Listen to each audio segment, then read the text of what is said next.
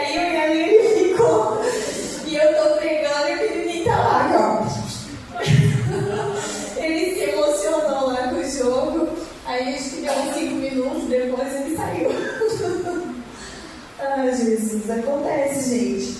Acontece. Aí fui assistir a pregação. Vocês sabem, vou contar. Quando vocês vão achando aí, vou contar tudinho. Posso? Família tem que rasgar o coração. Quando tá na mesa junto, não é assim? Rasga o coração, vou rasgar. Sabe o que meu marido fez comigo hoje, gente? Sentou eu, colocou eu mesma no celular pra ele, fez eu assistir o tudinho. Você sentiu o que a gente sente. Você acredita na hora? E eu ficava assim, dá pra tirar? Aí travou umas 2 vezes, de tanto que eu queria que tirasse. Ele voltava no começo, cada vez que travava. Quem está orando por mim diz amém? Amém. Muito obrigado. Quem vai orar dobrado por mim, obrigado, amor. Amém. Quem vai orar dobrado diz amém? Amém. Quem quer ser obreiro e pregar aqui diz amém? Amém. Amém. Vai fazer isso. Tô zoando, mas dá pra fazer hoje, jogar a gasolina no 6. Lucas capítulo 22, versículo 39. Amém ou misericórdia? Amém. Vocês estão bons de vida. E saindo, foi como de costume para o Monte das Oliveiras, e os discípulos o acompanhavam. Chegando ao lugar escolhido, Jesus lhes disse: orai para que não entreis em tentação. Ele, por sua vez, se afastou cerca de 1 tiro de pedra e de joelhos orava, dizendo: Pai, se queres, passa de mim este cálice. Contudo, não se faça a minha vontade, e sim a tua. Então lhe apareceu um anjo do céu que o confortava. E, estando em agonia, orava mais intensamente. E aconteceu que o seu suor se tornou como gotas de sangue caindo sobre a terra. Agora nós vamos no verso 47, 48 e 49. Vendo o que ia suceder, perguntaram: Senhor, feriremos a espada? Na minha tradução diz assim, ó: Senhor, lutaremos a espada? Tem uma tradução que diz: Senhor, tu queres que usemos a espada? Os discípulos, os maiores. Vamos embora? Os discípulos querem pegar, vamos embora, gente. Se fosse nos dias de hoje. Hã? Se fosse nos dias de Nos hoje. dias de hoje ele tá um com 38, com uma espingarda, o que mais? Que nome de arma? Eu não sei. Nem perguntar, né? Já ia. Corte Tramontina. Feche seus olhos por um instante. Quero pedir que você interceda por mim, que você ore por você, que você ore para que o Senhor derrame no meu espírito e Ele derrame sobre o teu espírito, em nome de Jesus. Libere a tua intercessão sobre a minha vida, sobre esse lugar. Pai, nós estamos diante da tua palavra. E eu não sei exatamente o que o Senhor tem dentro desse texto conosco nessa noite, mas Ele queimou dentro do meu espírito, Deus. Eu peço, Jesus, que o Senhor traga a revelação, que o Senhor traga a manifestação da palavra, não apenas a letra, mas que o Senhor traga a palavra rema, a revelação que queima no espírito, que queima no coração, que desperta, que alinha o nosso coração, ó Pai. Senhor, nós queremos sair daqui cheios do Teu Espírito, Pai. Senhor, nós precisamos, Senhor, da revelação da Tua Palavra. Nós precisamos, Senhor Jesus, do Espírito da Palavra.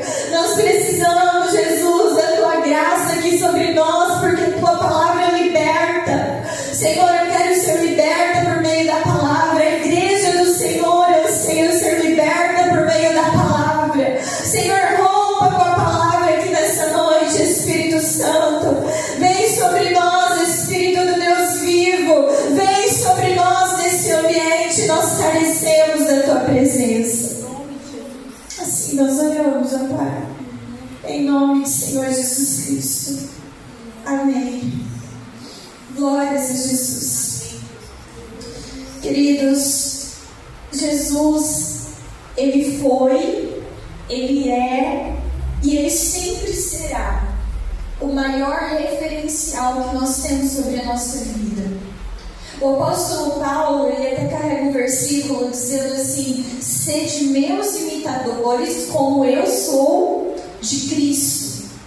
Paulo, ele chegou num estágio da vida dele em que ele era tão possuído de uma convicção da santificação pela qual ele vinha vivendo e passando por ela todos os dias, que ele tinha certeza dentro dele que ele se parecia com Cristo. Paulo, ele declarou esse versículo orientado pelo Espírito Santo de Deus, dizendo: olha, você pode me imitar porque eu estou imitando a Cristo. Então, Paulo, ele se torna esse referencial, a imagem, a semelhança de Cristo. No entanto, a maior referência que nós temos sobre a nossa vida e que nós vamos sempre ter é a referência de Jesus Cristo. Jesus Cristo é o modelo, Jesus Cristo é o padrão perfeito do qual nós precisamos imitar, nos parecer. Nós precisamos olhar para Jesus e, através de Jesus, aprendermos a agir. Nós precisamos olhar para Jesus e, através de Jesus, aprendermos a reagir. No meu lugar, o que faria Jesus? Eu carrego muito essa frase no meu coração há alguns anos. Eu ouvi uma ministração sobre isso. Eu acredito que eu nem estava na igreja evangélica ainda, não tinha nem iniciado o meu processo de conversão, quando eu ouvi uma ministração dizendo: em meu lugar, o que faria Jesus? E essa frase, ela entrou como uma flecha no meu coração, e eu carrego essa frase. No meu lugar, o que responderia Jesus? Porque, gente, você já viu como nós somos imediatos? E a gente tem o nosso ego. O ego é um negócio, só Jesus para dar conta dele. O nosso ego, ele tem uma necessidade tão grande, ele grita tanto dentro da nossa alma, que o nosso ego, ele quer sempre responder de maneira imediata. Ele quer sempre ter uma resposta pronta. Ele quer sempre ter a razão. E nisso, muitas vezes, nós nos esquecemos de parar para pensar: em meu lugar, o que faria Jesus? Nessa situação que você está enfrentando hoje na tua vida, no teu lugar, o que faria Jesus? O que Jesus iria responder? O que Jesus iria fazer? E nós estamos lendo aqui o verso 39, que diz assim: Jesus como de costume. E eu estou te dizendo que Jesus é a maior referência que nós temos. Jesus é o maior padrão que nós temos a ser imitado na nossa vida. E nesse momento em específico, o padrão, o modelo que Jesus está imprimindo na nossa vida é o padrão de quem saía do meio da rotina, é o padrão de quem deixava de se mover no meio das pessoas e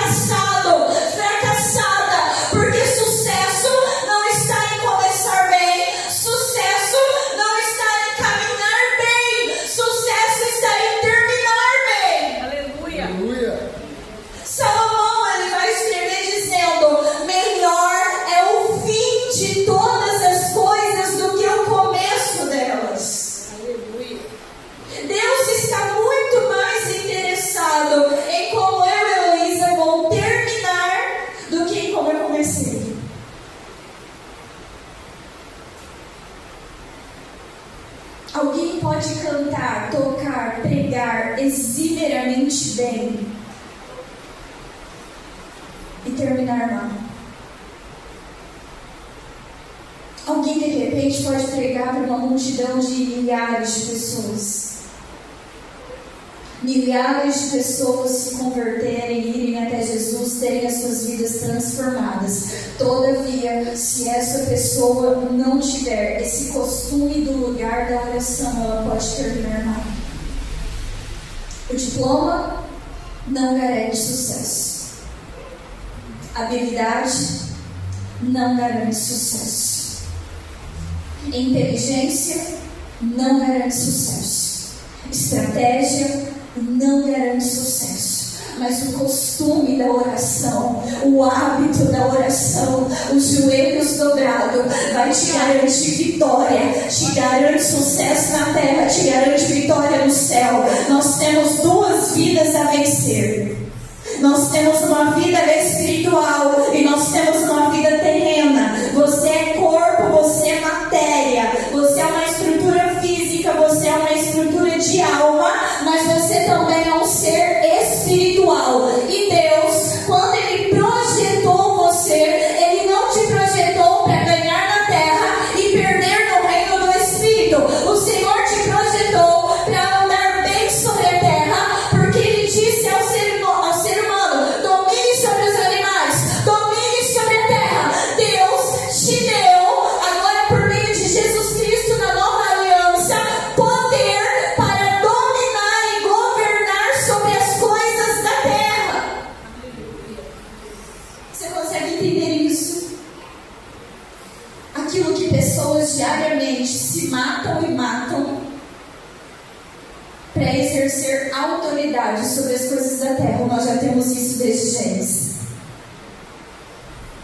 O Senhor já nos deu domínio sobre as coisas da terra. Governe, governe, governe, multiplique, governe, produza, gere segundo a tua imagem, gere segundo a tua semelhança, gere segundo aquilo que eu te criei para ser. Lá em Gênesis, Deus nos deu esse domínio, nos deu essa autoridade. Adão e Eva perdem por causa do pecado. Em Jesus Cristo na cruz, Jesus Cristo ressurreto, nós retomamos esse domínio ao poder do nome de Jesus.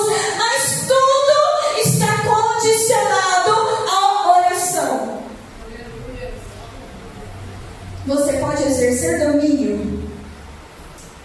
Deus te projetou para exercer autoridade sobre as coisas. Terra, produza. Só que isso às vezes é tão denso e nós temos uma vida tão superficial. Mentes rasas não alcançam revelações profundas de Deus. É por isso que Deus ele quer trazer profundidade sobre o nosso coração. Porque se o nosso coração se tornar um coração profundo em Deus, então nós vamos começar a entender os mistérios de Deus revelados sobre a nossa vida. E aquilo que era mistério vai passar a se tornar revelado. E quando se torna revelado, você passa a desfrutar. Sabe que o Espírito de Deus está dizendo aqui nessa noite? Deus tem um novo nível de revelação a manifestar na tua vida. Deus tem um novo nível de autoridade a liberar sobre a tua vida. Deus tem um novo nível de acesso a liberar sobre a tua vida. Você não foi projetado por Deus para ser governado, dominado pelas coisas. Ele te criou, te deu autoridade no nome poderoso de Jesus para governar sobre as coisas. Tudo isso está aliançado ao costume que Jesus tinha. Como de costume, Jesus foi para o Monte das Oliveiras. O que era o Monte das Oliveiras? Fala, ai mesmo, minha gente. Monte das Oliveiras, lugar de prensa. Ai, tô junto com vocês, aqui a cabeça atrás. Lugar de prensa. Aquilo que normalmente a gente foge, aquilo que normalmente a gente não quer passar, os lugares que às vezes a gente rejeita, os lugares que espremem a gente, as situações que espremem a gente, então nós deixamos ela de lado. Jesus caminhava para elas, porque ele sabia que não era o lugar que definia quem ele era a essência do Pai que estava nele, não era a circunstância que governava, que definia quem Jesus era, não era o que pensava Jesus que definia a essência de Jesus. O que definia a essência de Jesus era o propósito pelo qual ele estava na terra. Para que Jesus estava na terra? Para fazer a vontade do Pai. Aonde Jesus andava, ele dizia: a minha vontade é fazer a vontade do Pai. Jesus estava numa mesa, num banquete, Jesus estava num jantar, e ele estava dizendo: a minha vontade é fazer a vontade do Pai. No outro dia, Jesus estava no lugar de imprensa. No outro dia, Jesus estava sendo esmagado, e ele estava dizendo: a minha vontade é fazer a vontade do Pai. Em um dia, Jesus estava sendo aplaudido, e ele estava dizendo: a minha vontade é fazer a vontade do Pai. No outro dia, Jesus estava sendo traído, e ele estava dizendo: a minha vontade é fazer a vontade do Pai. As coisas não definiam o propósito de Jesus, porque Jesus orava. Se você passar a ter uma vida de oração, se você passar a ter o costume da oração, se você passar a partir de hoje a ter o hábito da oração, sabe de uma coisa? O teu propósito de vida não vai ser mais alterado pelas circunstâncias da vida. Sabe por que o teu propósito de vida é alterado? Cada domingo você sai daqui com um propósito diferente. Cada dia você acorda com um propósito diferente, levado de um lado para o outro, porque está faltando fundamento. Só a oração pode cavar fundamento na vida do crente. Meu Deus! Crente que não ora não tem fundamento.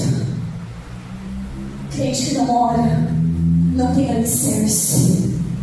Crente que não ora não tem estrutura. Fundamento fala de estrutura para se construir sobre. Sabe por que tem promessas que Deus não tem construído sobre? Sabe por que tem coisas que Deus não constrói sobre? Porque nesse alicerce ralo, nesse alicerce raso, nesse alicerce quebrado que você tem, se ele construir a estrutura daquilo que ele te chamou para viver, o prédio desaba. E Deus não quer construir coisas para perder o projeto. Ele não quer perder o odre, ele não quer perder o vinho. Ei, há um nível novo do Espírito de Deus sobre a nossa vida, mas esse nível está condicionado. Ore, ore, ore, ore. Aleluia!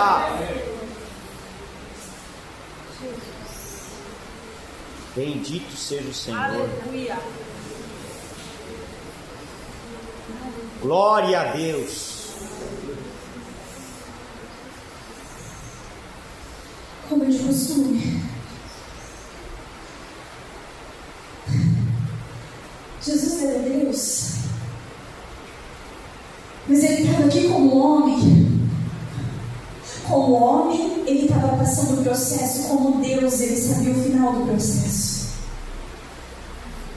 E como homem, Jesus caminha para o processo. Como homem, Jesus se disponibiliza ao Pai para ser esmagado pelo processo.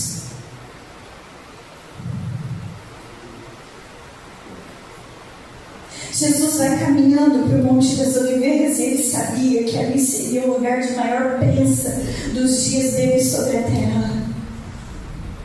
Você imagina alguém que está caminhando para um lugar para ser prensado. Você imagina alguém que está caminhando minutos antes que antecedem uma crucificação. E eu quero te trazer à memória que a morte de cruz era uma morte de vergonha, era uma morte de desonra. Tanto é que ao lado de Jesus foram crucificados 2 ladrões. Jesus estava caminhando para o maior evento de vergonha da vida dele, humanamente falando. Jesus estava se ofertando em sacrifício ao Pai para padecer na carne, para padecer na alma e para padecer no espírito, porque quando ele está na cruz, ele sente o peso do pecado.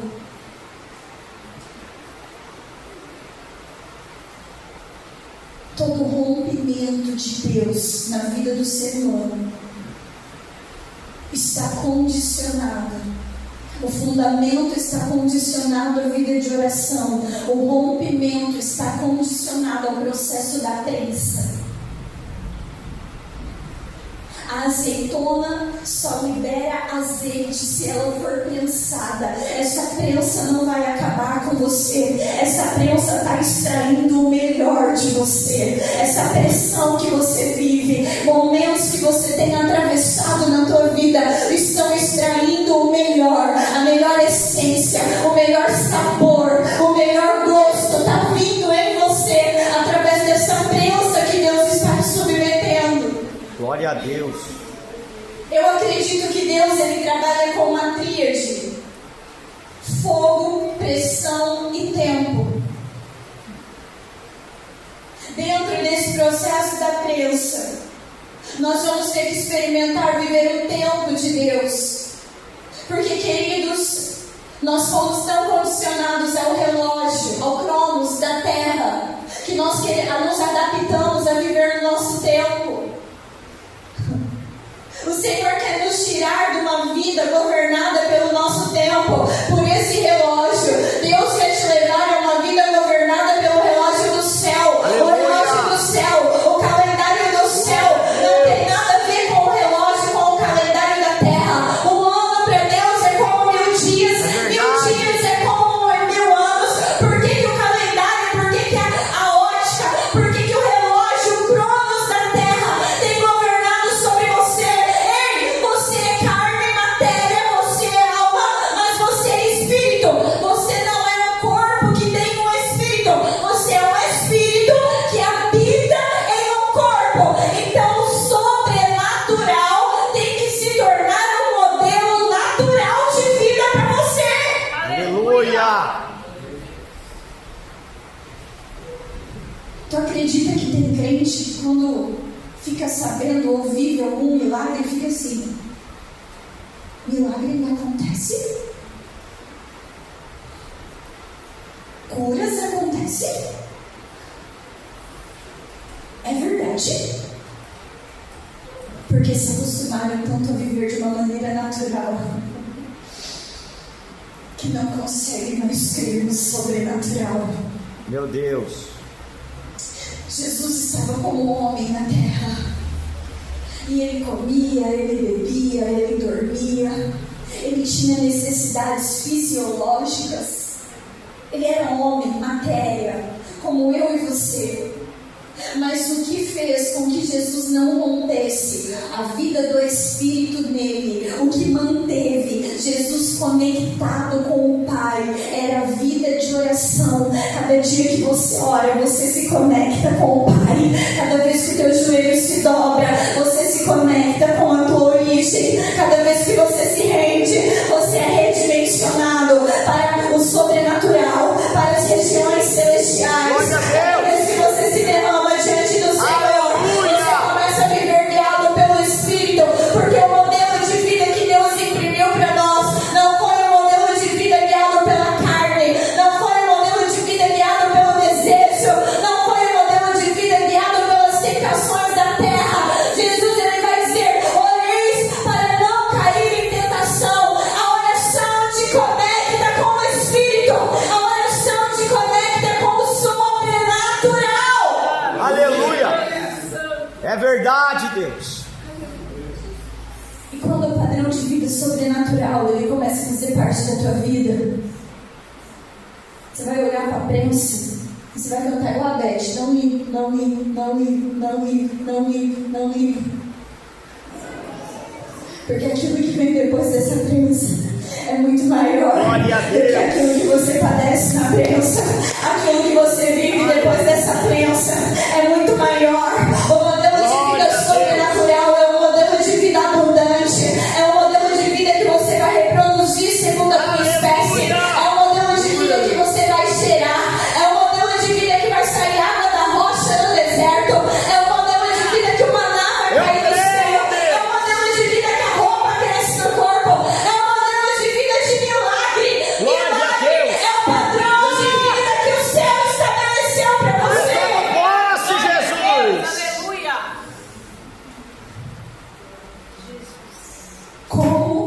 de costume.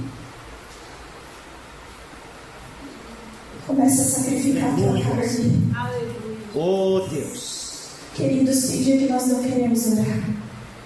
Tem dias que antes de você dobrar o joelho, antes de você sentar, deitar no chão, você começa a orar. Mas tem dia que antes de você começar a orar, parece que o céu já está aberto. Você já vai caminhando para a oração com as lágrimas escorrendo, o coração já está quebrantado. Mas já teve dias na minha vida de eu passar 1 hora de oração e parece que meu coração não tinha se quebrantado ainda. Eu passar 1h30 e parece que meu coração não tinha se quebrantado ainda. Mas quando isso se torna um hábito na tua vida, quando isso se torna um costume na tua vida, sabe o que Deus quer nos fazer? Ele está nos tirando do estilo de vida natural e nos levando a um estilo de vida conectados com o Pai, enraizados com Cristo. Paulo vai escrever em Colossenses: enraizados em Cristo. É assim que Deus te chamou para viver, mas não tem como estar enraizado nele sem estar conectado com ele. Não tem como estar enraizado nele sem ter vida nele. É a oração que traz vida sobre o teu espírito. O teu espírito fortalece a tua alma, fortifica o teu corpo e você vive a plenitude. Ei, Jesus! Glória, Pai. Aleluia, Senhor. Verso 41 diz que Jesus ele se afasta dos discípulos. Dobre os joelhos e começa a orar. Deixa os discípulos no cantinho. Estava com Jesus aqui, Pedro, Tiago e João, nesse momento. Deixa os 3 discípulos, dobre os joelhos e começa a orar. Jesus ora durante 1 hora. Queridos, não há um versículo na Bíblia que diga: olha, você tem que orar tantas horas ou você tem que orar tanto tempo. Não há um versículo na Bíblia de Gênesis a Apocalipse que estabeleça um padrão fixo do tempo de oração. Amém? No entanto, quando nós olhamos para esse versículo e quando nós analisamos o diálogo de Jesus com os discípulos, particularmente eu entendo, e eu já vi muitos pastores topzera dizer a mesma coisa, que eles entendem que o mínimo que Deus espera que nós venhamos orar todos os dias para ter uma vida saudável é 1 hora de oração. Não tem um padrão, um versículo estabelecendo um padrão, ok? Mas quando nós analisamos o diálogo de Jesus aqui com os discípulos, nós entendemos que o mínimo que se deve vigiar em oração durante o seu dia é 1 hora de oração. Jesus vai, se afasta, ora.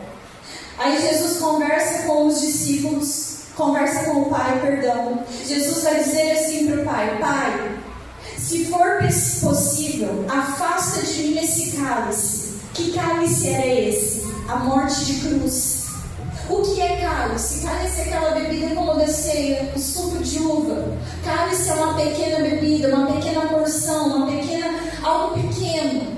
Queridos, Jesus estava comparando a morte de cruz com algo pequeno. Jesus estava comparando a morte de cruz, a humilhação da cruz, a vergonha da cruz, a dor da cruz com algo pequeno. E eu fico pensando como é que Jesus conseguia comparar a morte da cruz com algo tão pequeno. É porque a base, a gente só consegue comparar uma coisa com outra coisa. Você consegue comparar um celular com outro celular. Você tem que comparar uma coisa de uma espécie com uma coisa da mesma espécie, amém? Jesus só conseguia comparar a cruz com algo pequeno, porque a base da comparação de Jesus, a base do discernimento de Jesus era a glória do Pai. O que definia o alicerce de Jesus no tamanho das coisas não eram as coisas da terra, era a glória do Pai, era a presença do Pai. Jesus olhava para tudo da terra a partir do céu. Jesus não olhava para o céu a partir da terra. Como é que nós temos feito? A gente olha para o céu a partir E até as nossas orações são sobrecarregadas de interesse próprio. Até as nossas orações são sobrecarregadas das nossas vontades. Até as nossas orações são sobrecarregadas do nosso homem interior. Até as nossas orações são sobrecarregadas daquilo que nós amamos na terra. E diga-se de passagem, nós estamos tão apaixonados pela terra. Nós estamos tão encantados pela terra. Nós estamos tão apegados às coisas da terra.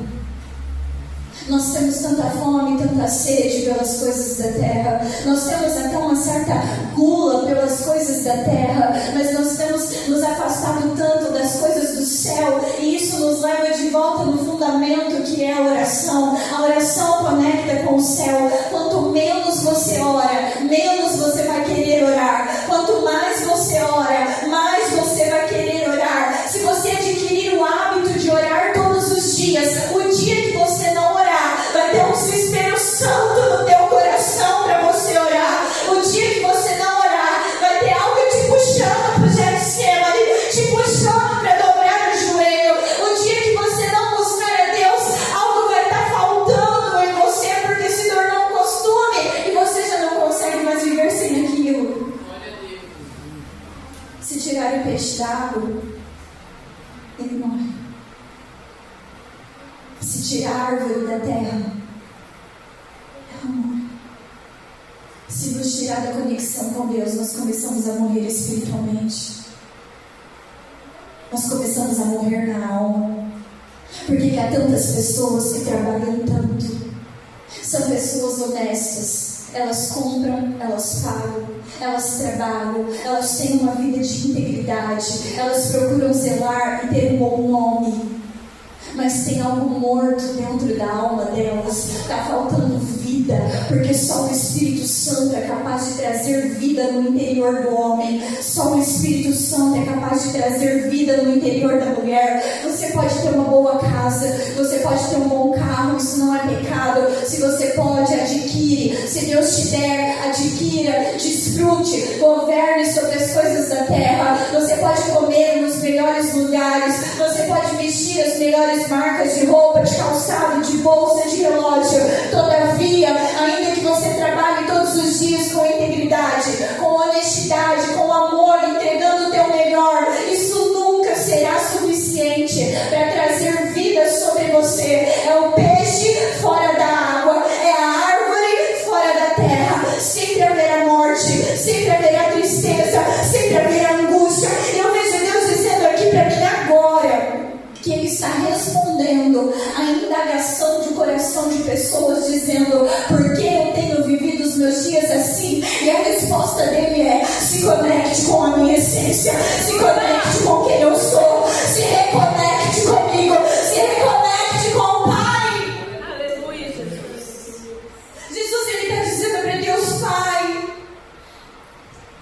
eu não queria tomar esse cálice. Apesar de ser uma bebida pequena, Pai, eu não queria tomar ele. Mas Jesus, Ele estava na terra para fazer vontade. Então, na mesma oração, Ele vai dizer: todavia, apesar de eu não querer, todavia, seja feita a tua vontade. Ele não estava tratando do projeto dele. Ele não estava tratando da essência dele. Ele não estava tratando do que ele queria. Jesus teve êxito em tudo que fez, porque ele priorizou a vontade do Pai. As coisas da terra, elas te esvaziam. Relacionamentos às vezes te esvaziam. Conversas te esvaziam. Situações que a gente enfrenta na vida que nos esvaziam. Mas toda vez que você se conecta com o Pai, Ele te abastece, Ele te fortalece, Ele te renova, Ele te encoraja, Ele derrama sobre você te esvazia, o céu te abastece. Toda vez que você sentir vazio, você precisa se lembrar disso. Se conecte com a fonte. Se conecte com a fonte. Aleluia. Queridos, é igual carro. Não sei na casa de vocês como que é, mas vou confessar um pecado aqui. Que eu sempre deixo o pastor no posto. Às vezes eu vou, mas eu sempre deixo para ele.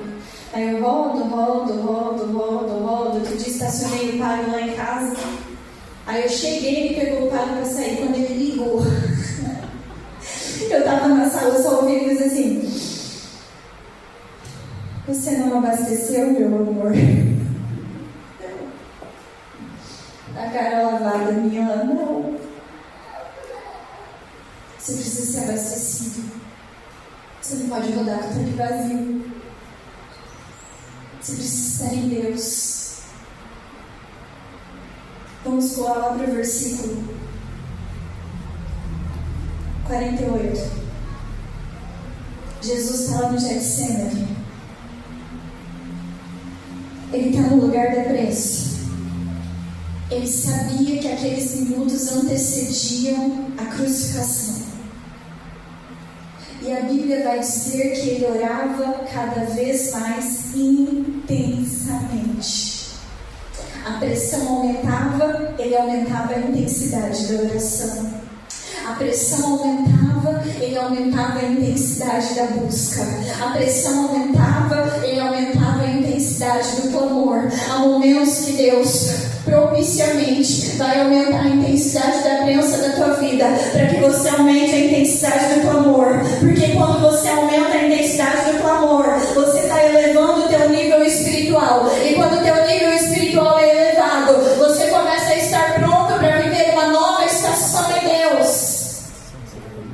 Jesus está no Getsemane, clamando intensamente.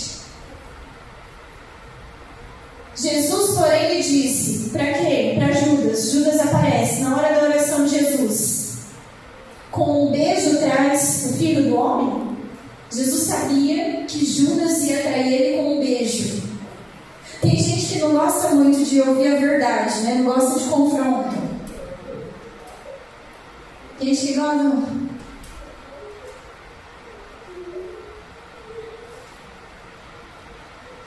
Eu prefiro o confronto do que o beijo da traição.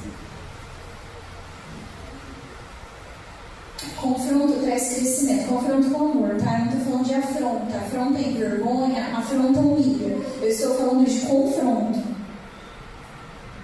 Há momentos que o pastor me confronta em amor. Há momentos que eu confronto ele, porque um está ajudando o outro a crescer, a se construir. Casais precisam aprender isso. Casais que se ofendem. Não pode confrontar que quebra o cristal. Trinca a vidracinha. Saiba fazer isso com palavras de amor. Salomão, ele vai dizer assim, dele mesmo: eu, Salomão, o pregador, procurei palavras agradáveis. Escolha as palavras que você use. Mas aprenda a ser um instrumento de crescimento para as pessoas que estão perto de você. Porque nem todo mundo que bajula você te ama. Nem todo mundo que está dando tapinha nas tuas costas, que está falando que você é top, realmente te acha top e te ama. Judas é o exemplo disso. Ele chega para trair Jesus com um beijo. Judas não chegou chutando Jesus, xingando Jesus. Não. Judas chegou para trair Jesus com um beijo. Fica a dica, ore por discernimento. Ore a Deus por discernimento. Para que você não seja cego. Para que a carência não te cegue. Para que o teu entendimento não seja fechado. Senhor, me ajuda a discernir os meus relacionamentos, as minhas amizades. Nem todo mundo que te abraça te acolhe. Tem gente que está parecendo que está te acolhendo, mas está te encolhendo, porque tem relacionamentos que diminuem quem você é. Tem relacionamentos que diminuem o propósito que você carrega. Há pessoas que vão dizer para você: não se sacrifica assim não. Elas estão encolhendo aquilo que você carrega. Para que jejuar tanto? Nossa, mas você vai na igreja toda semana, todo dia tem que orar. Elas estão tirando você do propósito. Judas é o traidor de Jesus. Jesus precisou de um traidor para cumprir o propósito.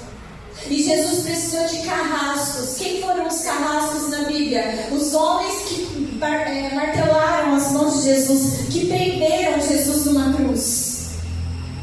Todos os dias eu e você precisamos de um carrasco para nos colocar na cruz, nos lembrarmos quem nós somos, para que nós estamos aqui e para onde nós estamos indo.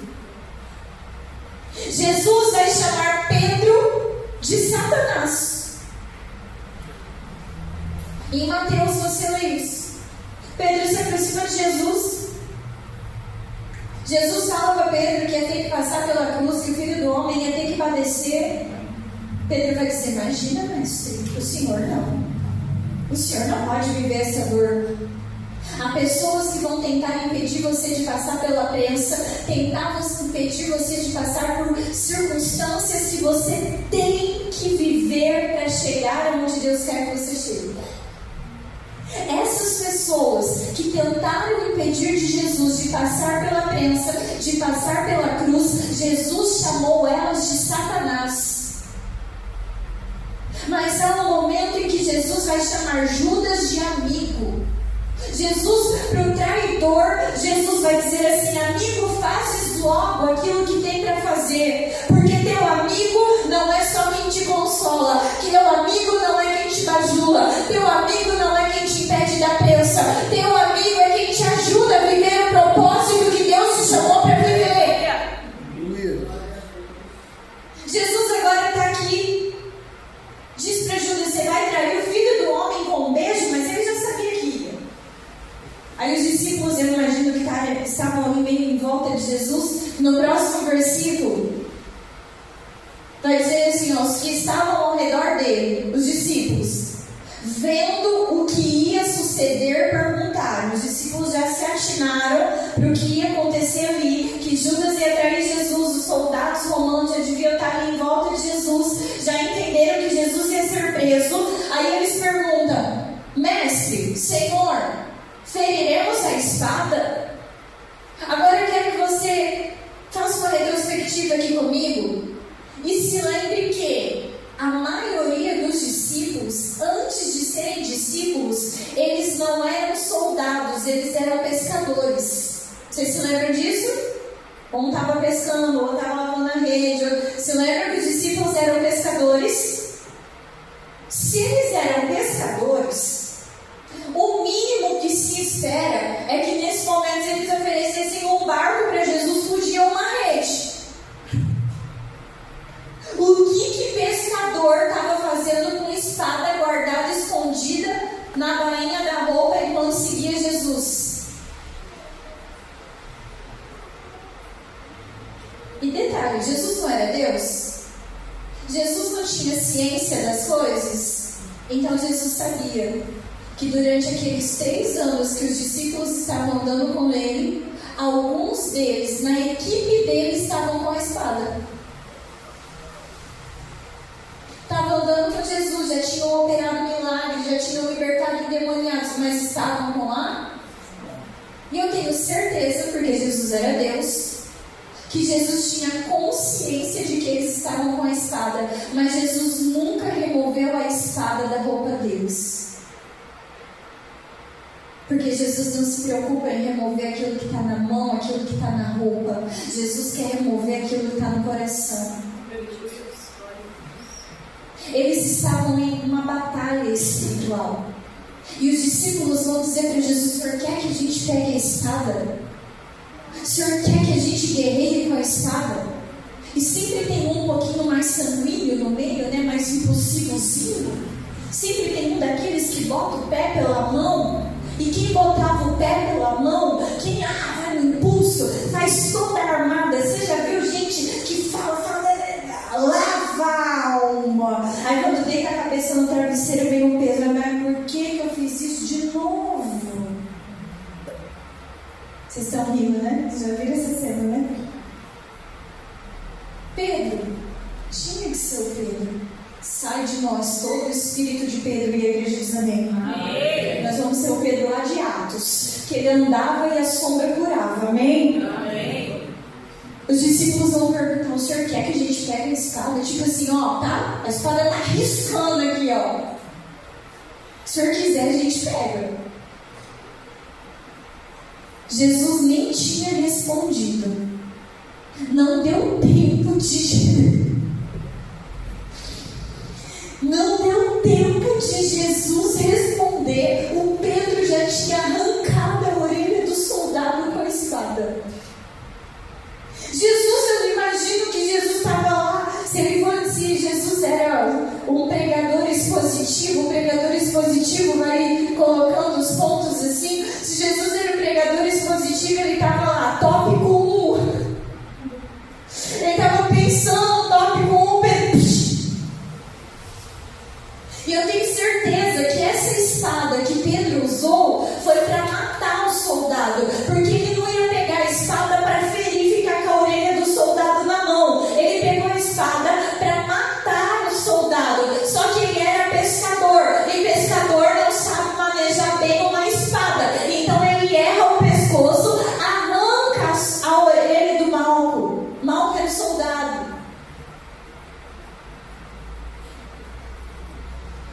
Agora, por que Pedro faz toda essa bagunça? Porque na hora que era para orar, eles dormiram. Porque na hora que era para se preparar, eles se distraíram. Porque ao invés de fazer aquilo que sabiam que deveriam fazer, eles estavam distraídos com alguma coisa. Imagina, pescador quase não tem história, né? Fico imaginando o converser daqueles discípulos, Senhora, quando eles estavam juntos assim, ó, nas horas, nas entrelinhas que a Bíblia não relata. Eu imagino a roda daqueles pescadores contando a história. Eu peguei um peixe maior, eu peguei não sei quantas espécies de peixe. E eles se distraíam. Então eles não se prepararam. Quando Satanás ele não nos leva a pecar, ele vai nos levar a nos distrair. O entretenimento é um mal diabólico deste século que nós estamos vivendo. Por causa do entretenimento, pessoas têm se distraído e não cuidam do casamento. Sabem tudo da vida da Virgínia. Um tempo atrás estava um tal de Virgínia e Zé alguma coisa. Não lembro quem era o Zé. Quem era o Zé? Vocês sabem. Vai, manda. Alguém sabe? Obrigada, dona Laura. Virgínia e o Zé Felipe. E estava um tal, irmão, de Virgínia e Zé. E aí eu chegava numa roda, porque aconteceu isso. E eu pensava, não entendi, gente. Era Virgínia. Aí no outro dia eu chegava noutra roda, passa o Senhor de todo mundo, passa o Senhor, aí você porque não sei o que lá, o Zé. Eu falei, mas será que esse Zé é o mesmo Zé da outra lá? E um dia eu liguei que esse Zé, de uma conversa, era o Zé da Virgínia, da outra conversa, e estava todo mundo sabendo geral da vida deles. Mas às vezes não sabe o próprio propósito da vida. O entretenimento tem sido um mal diabólico neste tempo presente. Porque por causa do entretenimento, pessoas estão se perdendo do propósito. Por causa do entretenimento, pessoas estão abortando o processo necessário da vida. Por causa do entretenimento, pessoas estão se distraindo. Por causa do entretenimento, nos tornamos... pode falar? Vou falar aqui, alguém deixou. Duas aqui, depois vocês pegam desse lado a irmã Camila e desse lado aqui foi a irmã Leda. Então vocês se viram que eu sou pequena, a irmã Camila e a irmã Leda são maior que eu. Vocês correm atrás dela.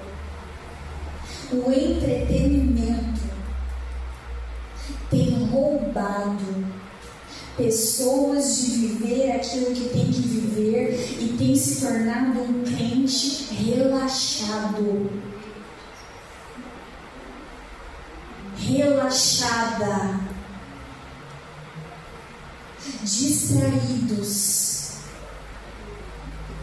Distraídos com as coisas que estão fora e não estão resolvendo as questões de dentro.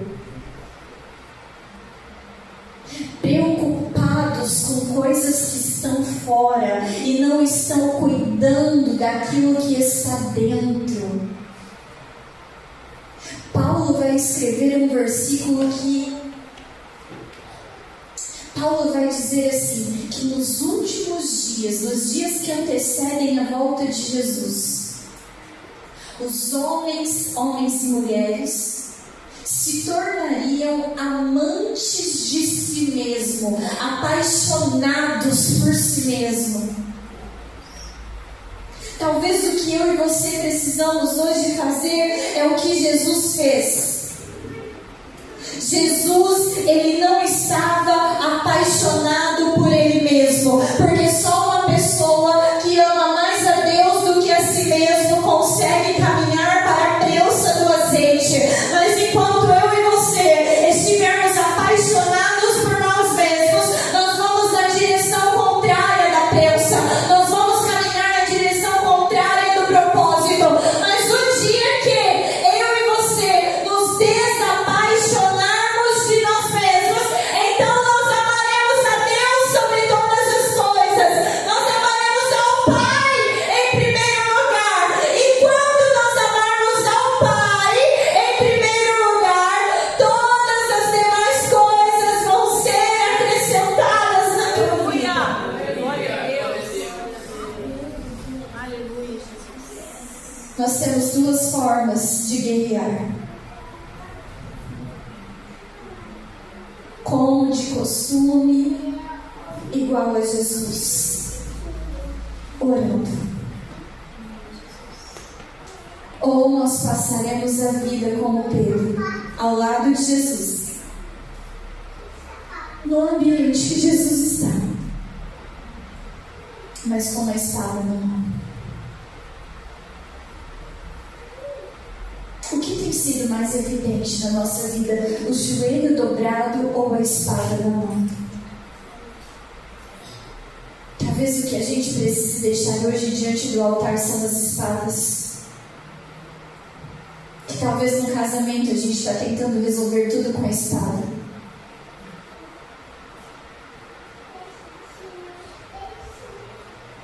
Talvez na criação dos filhos estamos resolvendo tudo com a espada, isso é do nosso jeito. A menininha passou pela porta.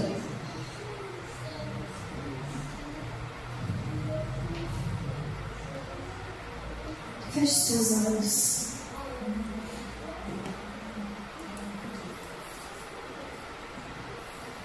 Eu não sei se hoje Deus liberou a palavra que você queria ouvir, mas eu sei que Ele colocou algo no meu espírito. E o que Ele dizia no meu espírito é que Ele não nos chamou para guerrear com espadas humanas. A tua arma é espiritual. A tua arma é espiritual. A tua arma é espiritual. A tua arma é espiritual. Você não vai mais usar as redes sociais para atacar ninguém. Você não precisa de ferramentas da terra. Você não precisa de coisas nas redes sociais para atacar ninguém. Você não precisa se defender com palavras. Você não precisa dizer nada com palavras. Você só precisa entrar no teu quarto. Você precisa dobrar o teu joelho. Você precisa clamar o sangue precioso e poderoso de Jesus Cristo. Você precisa de uma ação do Espírito Santo.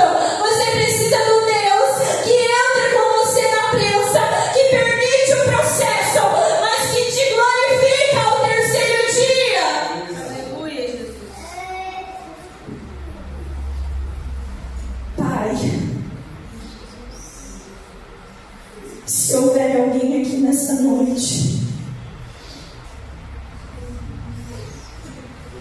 essa palavra, que não é minha, que é tua, entrou no espírito dele ou dela.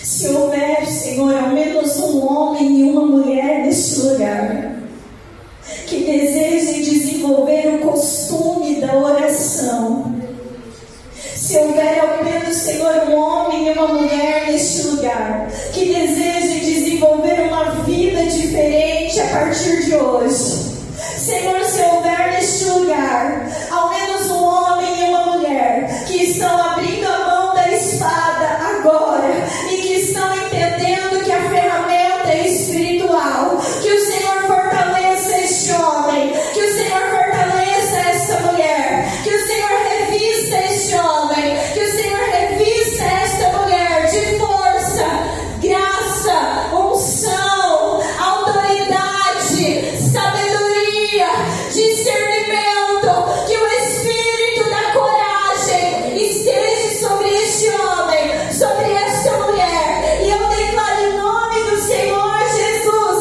homens e mulheres rompedores, a prensa não vai os consumir, a prensa não vai os abater, mas a prensa vai evidenciar o que eles carregam, a prensa vai evidenciar o Deus que eles servem, a prensa vai preparar para a cruz e a cruz vai preparar para a glorificação. Aleluia, Jesus. Glória a Deus. Derrama a tua unção aqui, Pai. Que os teus filhos sejam abençoados em tudo que vierem a fazer. Que o favor do Senhor seja sobre cada família. Que eles consigam, que nós consigamos viver no dia a dia aquilo que a tua palavra nos ensina. Toda honra, Jesus. Toda glória. Todo louvor. Toda adoração. Toda exaltação. Nós colocamos em Ti, Jesus. Nós colocamos sobre Ti, Jesus, uma coroa de glória. Aleluia. Uma coroa de glória. Nós Te adoramos, Te louvamos e Te bendizemos. É a nossa oração, em nome do Senhor Jesus Cristo. Amém. Amém e amém. Se coloque de pé. Deus, aleluia. Para mim, por favor, como que vai ser a distribuição? Por favor. Aleluia, Jesus. Cumprimento teu irmão na paz do Senhor Jesus Cristo, dizendo assim: uma semana abençoada, uma semana de busca intensa. Profetize isso sobre a vida do teu irmão, sobre a vida da tua irmã, em nome de Jesus.